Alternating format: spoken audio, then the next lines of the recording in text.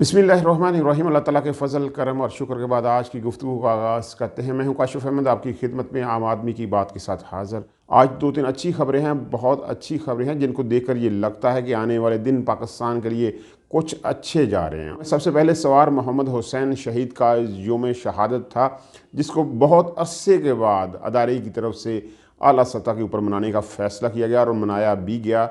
Civil military लोग वहाँ मौजूद थे। एक अच्छी तकरीब थी और इस तरह की तकरीब जो थी वो जनरल रहील शरीफ के ज़माने में होती थी और पीटीवी उनको लाइव दिखाता था। अब पता नहीं ये तकरीब लाइव दिखाई गई है या नहीं, लेकिन ये एक अच्छा आगाज़ है। आसिम मुनीर साहब के दौर का एक अच्छा आगाज़ ऐसा होना चाहिए। सिविल मिलिट्री रिलेशनशिप बेहतर होने चाहिए। दो बड़े अदारे हैं पाकिस्तान में, कोई माने या ना माने, लेकिन ये दो बड़े अदारे हैं, एक अवाम है और एक इस्टेब्लिशमेंट है। इन दोनों के रिलेशन जब अच्छे होते हैं तभी मामलात अच्छे होते हैं, पाकिस्तान आगे की तरफ जाता है। तो ये आसिम मुनीर साहब का एक अच्छा आगाज़ है। और आसिम मुनीर साहब ने एक और अच्छा काम किया। कल उनकी मुलाकात हुई अरशद शरीफ शहीद की वालदा के साथ। ये न्यूज़ जो है वो ब्रेक की साबर शाकर साहब ने अपने व्लॉग में, और उसके बाद इमरान रियाज खान ने भी इसको कोटेड किया कि ऐसा हुआ है। बहुत सारी बातें हुई। जो तफसीर बताई गई है वो ये है कि अरशद शरीफ शहीद की वालदा यकदम बीमार हुई और उनको रावलपिंडी के एक हॉस्पिटल में जो एडमिट किया गया, और वहाँ पे आसिम मुनीर साहब अपनी फैमिली के साथ पहुँचे। ये चीज़ नोटेबल है कि अपनी फैमिली के साथ वो वहाँ गए और उन्होंने बहुत लंबी मुलाकात की अरशद शरीफ की वालदा के साथ। अरशद शरीफ की पूरी फैमिली वहाँ मौजूद थी और आसिम मुनीर साहब की फैमिली भी उनके साथ थी।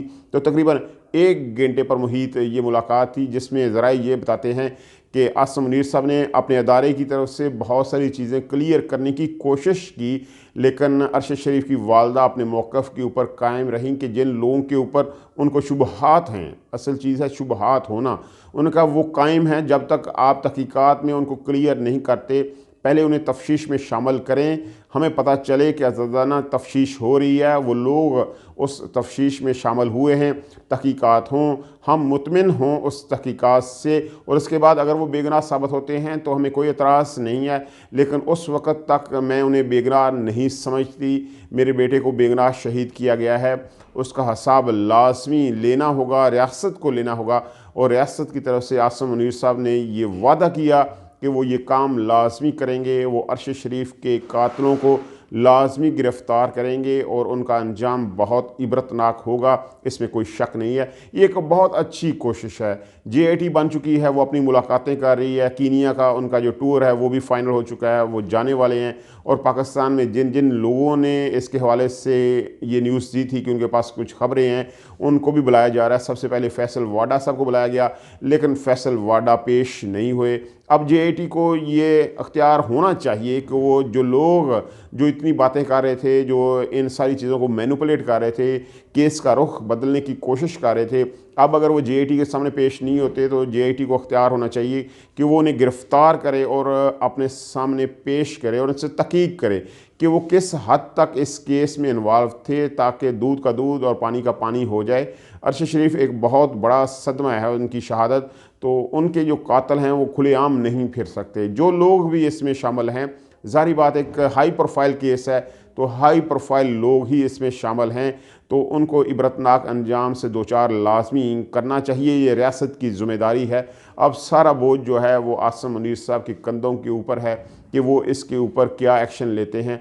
आने वाले दिन बताएंगे कि जो उन्होंने वादा किया है अरशद शरीफ की वालदा के साथ, वो किस हद तक उसके ऊपर अमल करते हैं और चीज़ों को क्लियर करते हैं। इसके साथ साथ जो दूसरी खबर है, जो बहुत अहम खबर है और इसके ऊपर भी आसिम मुनीर साहब और उनकी टीम को गौर करना चाहिए, वो ये है कि कुछ लोग हैं जो अभी भी पाकिस्तान के अंदर हैं, जो अदारे को और आवाम को आमने सामने लाने की कोशिश कर रहे हैं। उनकी ये कोशिश है कि अदारा न्यूट्रल ना रहे, वो गैर सियासी ना हो, वो सियासी रहे और अवाम जो हैं वो उन्हें सियासी ही समझते रहें। देखिए, बहुत सारे अवामल होते हैं जिनसे अवाम ये तासर लेते हैं कि अदारा सियासी है या नहीं है, जो उसने कहा है वो उसके ऊपर अमल कर रहा है या नहीं कर रहा, या सिर्फ खाली बातें हैं।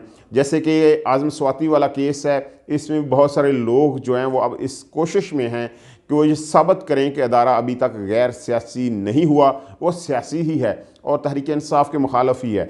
पिछले 8 माह में तहरीक इंसाफ के साथ अदारे ने को वो अच्छा काम नहीं किया। तो तो तहरीक इंसाफ का वर्कर जो है वो यही समझता है कि अदारा जो है वो उनके लिए सियासी है और किसी और के लिए गैर सियासी है, तो ये अच्छी बात नहीं है, जिसकी वजह से अदारे के और अवाम के जो दरमियान खलीज है वो बहुत बढ़ चुकी है। अब कुछ लोग ऐसे हैं जो इस खलीज को ख़त्म नहीं होने दे रहे। उनकी कोशिश है कि ये खलीज लंबा चले ताकि उनके मकासद पूरे हों, उनका NRO जो है वो कायम रहे, दायम रहे, वो आगे चलता रहे, उनके मुकदमात जल्दी ख़त्म होते रहें। जैसे राना सनाउल्लाह का केस है, आज ही जो एप्लीकेशन जो है वो दाखिल हुई, आज ही उसके ऊपर समाअत हुई और आज ही उनको बरी कर दिया गया। जो अदारा इसमें शामिल था वो कहाँ गया, उनकी स्टैंडिंग कहाँ गई, जो जितनी भी तहकीकात थी वो कहाँ गई, ये बहुत बड़े सवालिया निशान हैं। लेकिन इस तरह के काम हो रहे हैं तो लोग चाहते हैं कि ये खलीज लंबी रहे, इसलिए वो कोशिश कर रहे हैं। आज़म स्वाति के केस में ये कोशिश होती हुई नज़र आती है। जैसे ही उन्हें बलूचिस्तान हाई कोर्ट ने बरी किया, उनकी ज़मानत दी, उसी वक्त सिंध से वज़ीर आला सिंध का त्यारा उड़ा, हेलीकॉप्टर उड़ा और वो बलूचिस्तान पहुंचा और उसने गिरफ़्तार किया, आज़म स्वाति को हेलीकॉप्टर में बिठाया और सिंध ले गया। तो इससे अवाम को ये तासर मिलता है कि अदारे की सपोर्ट जो है वो कुछ लोगों के साथ अभी भी मौजूद है, क्योंकि अवाम ये समझते हैं कि ये काम उस वक्त तक नहीं हो सकता जब तक अदारा नहीं चाहता है। तो ये लोग यही चाहते हैं कि अवाम ये तासर लें कि अदारा भी उनके साथ है। वो जो 5-6 माह से काम चल रहा है, अदारा अभी तक उसी रवश के ऊपर कायम है। हालांकि ऐसा नहीं है। आसिम मुनीर साहब की टीम ने ये क्लियर कर दिया हुआ है कि वो पुरानी रवश के ऊपर नहीं चलेंगे, वो पाकिस्तान की बेहतरी के लिए काम करेंगे और एक मजबूत अदारा ही एक मजबूत पाकिस्तान की सलामती का ज़ामन है और यही इमरान खान की ख्वाहिश है। तो इस तरह के लोग जो चाहते हैं कि अवाम में और अदारे के दरमियान खलीज बरकरार रहे, वो नाकाम हो। इंशाल्लाह जल्द ही ये चीज़ें खुलकर सामने आएंगी। अदारा अपने आप को साबित करेगा कि वो गैर सियासी है और पाकिस्तान के लिए वो हर मुमकिन हद तक कोशिश करता है, पाकिस्तान की सलामती का वो ज़ामन है। तो अल्लाह ताला इनको समझ दे, आसानियाँ दे, इनको आसानियाँ तकसीम करने का हौसला दे। आपकी मोहब्बतों का बहुत शुक्रिया।